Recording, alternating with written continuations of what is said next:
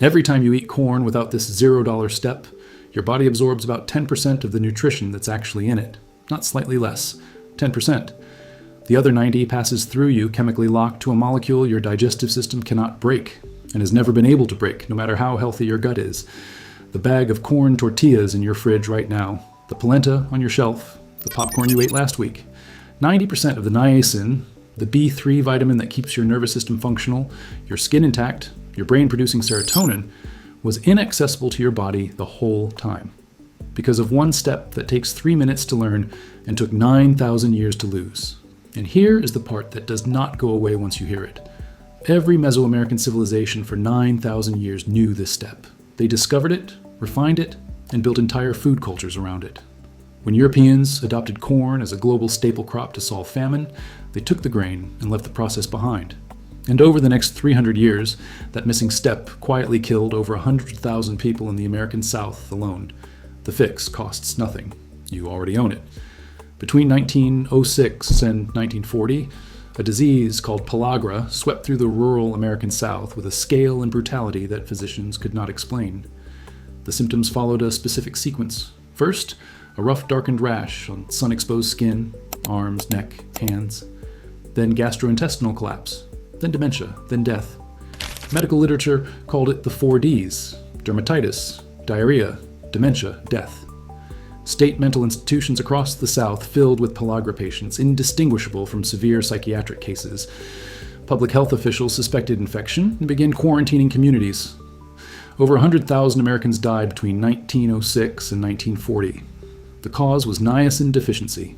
The trigger was a corn-dominant diet. And the reason a corn-dominant diet produced niacin deficiency, when corn demonstrably contains niacin, is a chemistry problem that a civilization 9,000 years older had already solved completely. Here is what is actually happening inside the corn. Niacin exists in corn. That part is true. The problem is that it exists in a chemically bound form, attached to a molecule called niacin. Niacin is insoluble. Your stomach acid cannot break that bond. Your intestinal enzymes cannot break that bond.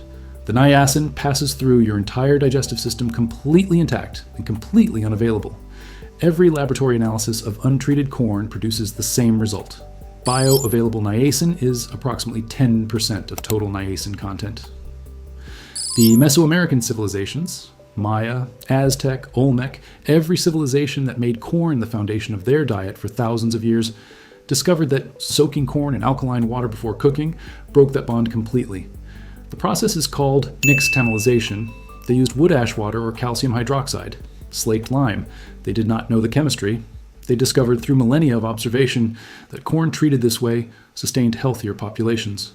That knowledge became so embedded in their food culture that preparing corn without it was simply unimaginable. When Europeans exported corn globally as a famine solution, they exported the grain. They did not export the process. Now this is where it gets interesting, not in a good way. A physician named Joseph Goldberger identified Pelagra as a nutritional deficiency in 1915. He conducted controlled clinical trials, demonstrated the diet disease link conclusively, and pointed directly at the missing alkaline treatment as the mechanism. He was publicly ridiculed. The Southern medical establishment insisted Pelagra was infectious. Partly genuine scientific disagreement, partly because a nutritional cause implied a poverty problem, which implied a policy failure. An infectious explanation was nobody's fault. A nutritional explanation was Goldberger died in 1929, still fighting to have his findings accepted. The epidemic ran for 11 more years after his death. In 1942, the FDA mandated niacin fortification of grain products, and the epidemic ended, not because they fixed the corn, because they added synthetic niacin to flour afterward. The 9,000-year-old fix, the one that cost nothing, was never once mentioned publicly as a solution. The chemistry is straightforward. An alkaline environment at pH above 9 breaks. The niacin bond completely. Calcium hydroxide achieves this. Wood ash water achieves this. And baking soda, sodium bicarbonate, achieves this. Baking soda is almost certainly already in your kitchen right now. Stay with me, because there are 3 additional things happening during Nixtamalization that nobody in Western food culture ever discusses. First, mycotoxins. Corn is one of the most common agricultural carriers of aflatoxins, mold-produced compounds that are acutely toxic at high concentrations and carcinogenic at lower chronic exposures. Alkaline treatment during nixtamalization hydrolyzes aflatoxins. breaking them down into substantially less harmful compounds. The same step that unlocks niacin also neutralizes the mold toxins your corn may already contain. Second, protein digestibility.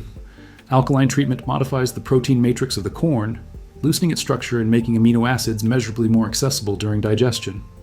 Nixtamalized corn delivers more usable protein from the same mass of food. Third, calcium. If you use calcium hydroxide, sold as pickling lime or agricultural lime for approximately $4, the corn absorbs calcium directly during soaking. Traditional nixtamalized corn makes a meaningful contribution to daily calcium intake. Untreated corn contributes none, 1 step. 3 additional outcomes, $0 if you use baking soda.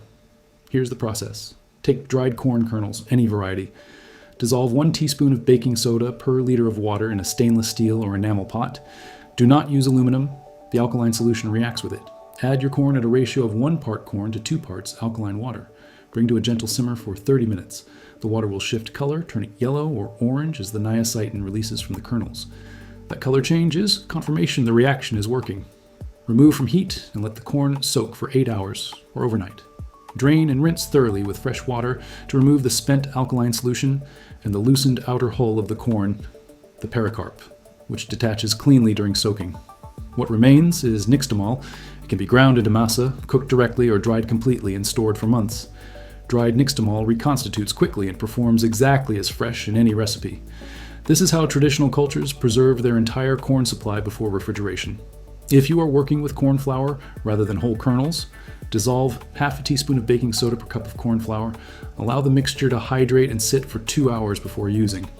The alkaline reaction still occurs. The bond still breaks. Every bag of cornmeal, every tub of polenta, every container of grits in a standard grocery store is made from untreated corn, unless the label specifically says Masa Harina or Nixtamalized corn flour. Masa Harina is nixtamalized. That is why authentic corn tortillas behave differently from cornmeal-based products and carry meaningfully more bioavailable nutrition. Standard cornmeal, polenta, corn flour, and grits are not nixtamalized in most cases. Check your labels. If you eat corn products regularly, you've spent your entire life absorbing approximately 10% of their niacin content. The fix requires 1 teaspoon of something already in your kitchen, 8 hours of passive soak time, and no money. 9,000 years of knowledge, lost in a single trade route, recovered in 1 afternoon. If this is the first time you've heard of Nixtamalization, share this, because the person you share it with eats corn too. Subscribe, because there are a dozen more of these, buried in food history, hiding in plain sight, waiting to be pulled back out.